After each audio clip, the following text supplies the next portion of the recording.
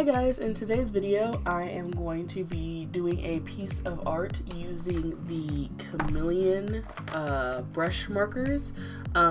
This is obviously not being sponsored by Chameleon. I've just seen a lot of people using them and I wanted to give them a try, so I thought why not record myself doing so.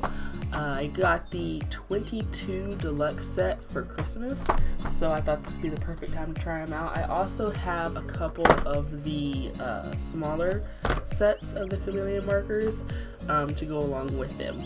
The deluxe set does come with a colorless blender and a fine liner. I'm going to attempt to use the fine liner, although from what I've seen, it is a pretty thick fine liner. So I'll try using it, and if I don't feel comfortable using it, I will go to using my other fine liners that I have. Yeah, hi, Ravyn from the future here. You're going to notice during the entirety of this video, I'm going to keep holding things up to the camera as if I'm hoping that it will eventually focus on whatever it is I'm showing you. And I'm here to tell you that it isn't, and it won't ever focus, and I'm aware of that. So, just letting you know. Alright, back to the video. But it doesn't look like it'll be too bad, so I will give it a try, and we will see how it goes. Okay, so with these markers, there's two kind of cool effects, at least the two that I know of. You are supposed to be able to blend with one color going from a light to a dark, kind of to get a gradient effect, and then you are also supposed to be able to take two different colors and then combine them, and then that way you can kind of get your blending without having to go back over the colors multiple times. At least that's my understanding of it. So we are going to test out first using the gradient from light to dark. And what they did, they give you like a little instruction packet on how to do that, and it shows you how long you are supposed to have the two nibs of the pen touching in order to get the effect that you want. So obviously the longer that you have it on, the longer that it lasts. And then it goes through and it also shows you how you're supposed to put the pens together. So I'm going to attempt to do that and see if I can get the desired effect.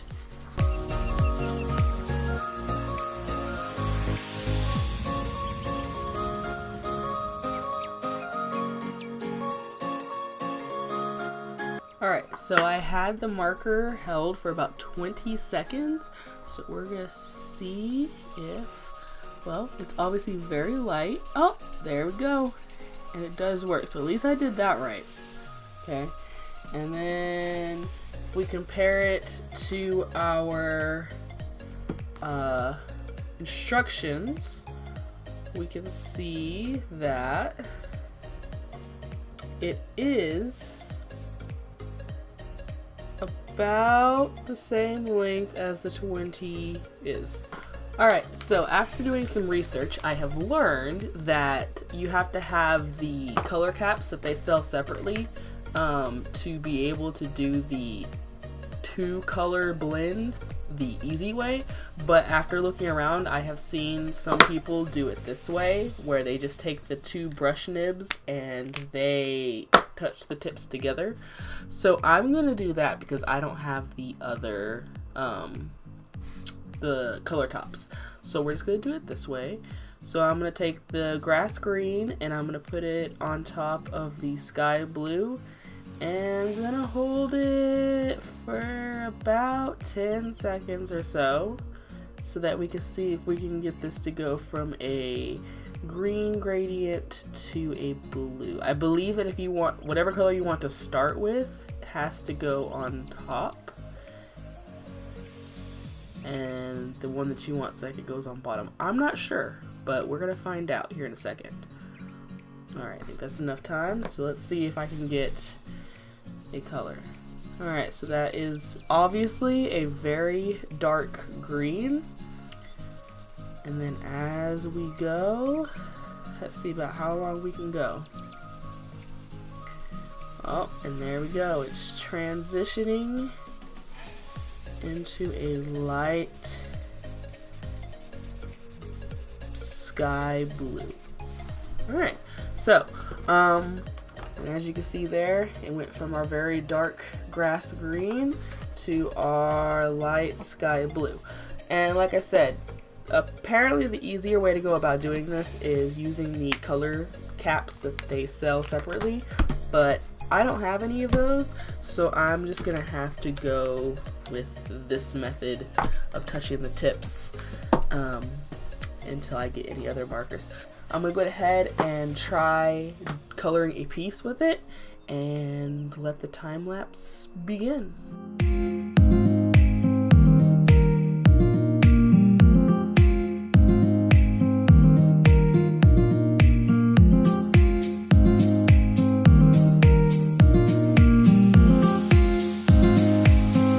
First, I want to start off and say that I really enjoyed using these markers. They had their own issues, and I'll talk about them later, but overall, my opinion of them is that I like them a lot, and I want to use them for other pieces of art that I do in the future. So starting with the fine liner that I used, I thought that I wasn't going to like using it because of how thick the barrel was, and I felt like it was going to be awkward to hold, but it actually wasn't, and because it's such a big fine liner, it has a 0.4 on one end and a 0.6 on the other. It didn't feel like I was going to snap it in half by using it because I'm pretty heavy-handed when I draw. So much so that I always feel like I'm going to break my iPad whenever I'm drawing on it, because I just feel like if I press down on it really hard, I'll draw better. Kind of like if you turn while you're playing a race game, you're going to drive better. But it didn't feel like I was going to snap it in half, which is good. Here, I'm just going through and doing some swatches and testing out the colors that I'm going to be using in the piece. So blues, skin tones, and some reds. The blue, the BL2, the baby blue, was like super, super light. Like you can't even see it on camera barely, and that's pretty much how it looks in real life. You can hardly see it. Like I feel like I'm using a colorless blender when I'm using it. So I feel like it would be really interesting to see what you can actually do with that. Honestly, I could have used it whenever I was trying to do my Luis picture, and I made him look like a Smurf, and we just won't remember that from last week. But anyway, speaking of coloring in the skin tone, this was really easy to do utilizing that technique where you take two colors and you mix them together. I was able to do that with the lighter skin tone and the mid-tone, and then go with the mid-tone and the darker tone to get the shading that I wanted to accomplish. It was a little time consuming having to sit there and wait, and you also had to find a fine balance of holding the two tips together to get the ink to run down. And usually what I wanted was the mid-tone in the middle, not the super dark and not the super light.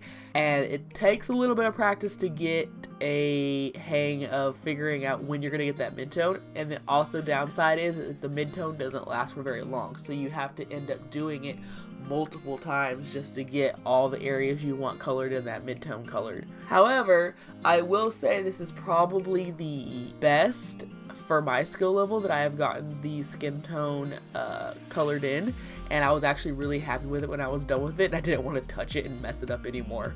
The hair, I utilized the ability to use these markers with other Copic markers, and I did that. I used them with Copics because I didn't. The good thing is you can go as light as you want, but I found it hard to go darker, and that's mostly because I don't have enough grays or other colors to go darker. I tried using a black, but it just seemed like it was just black and not a dark blue, so I used a Persian blue that I had in my Copics and added it together with the hair and to do his tail. As for his jacket, I started out with blue, and I was going to try and get as dark as blue as I could, because to me, his jacket looks like it's either a super dark like navy blue or it's black. I couldn't achieve that super dark blue without it looking just like his hair and tail, so I just opted to go with a black color and color his whole jacket black.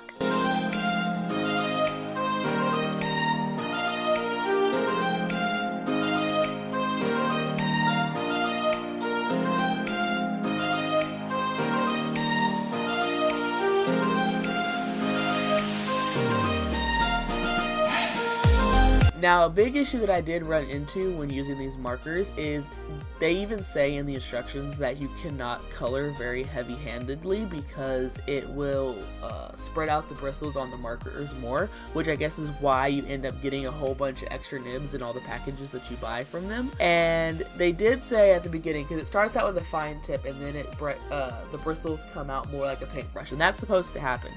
However, it seems like it does it so much to the fact that whenever you're trying to do small details, that you are no longer able to do those details with the brush tip.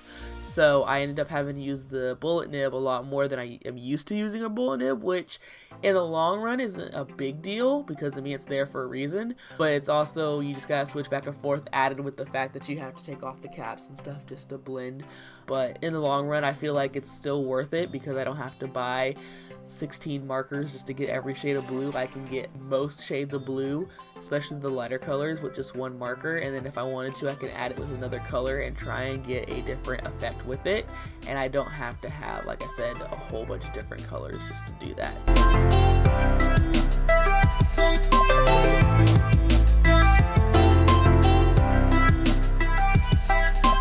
And then here at the end I just took a white gel pen or a uniball pen just to do the outline and get that white, and then also add it into the flames to give it a more brighter look. I felt like that I didn't utilize the ability to go from lighter to darker shades a lot in the last piece. I mean, I did it in his flames and that's pretty much about it. So I decided to do another small piece really fast where I did a nebula, and I just kind of took some purples and some blues and just kind of played around with it. There was no really method that I was using. I just kind of put some colors on paper and saw what blended together and kind of hoped for a nebula-like pattern, which at the end I kind of did get, and I'm happy with it. Nebulas don't have to have a specific shape since they can all look different because, I mean, it's in space and it's stars and dust and all that, so how can you mess that up? So I liked the end result that I ended up getting with it. Fair enough to say that I actually really like these markers, and like I said at the beginning,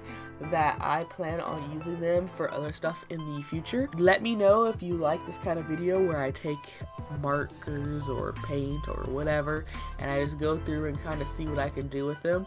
Not really a actual review, but a just testing them out, see what I can do with them, play around with them kind of thing. So if you like this kind of video, go ahead and hit that subscribe button, give it a like, and I will see you in my next video.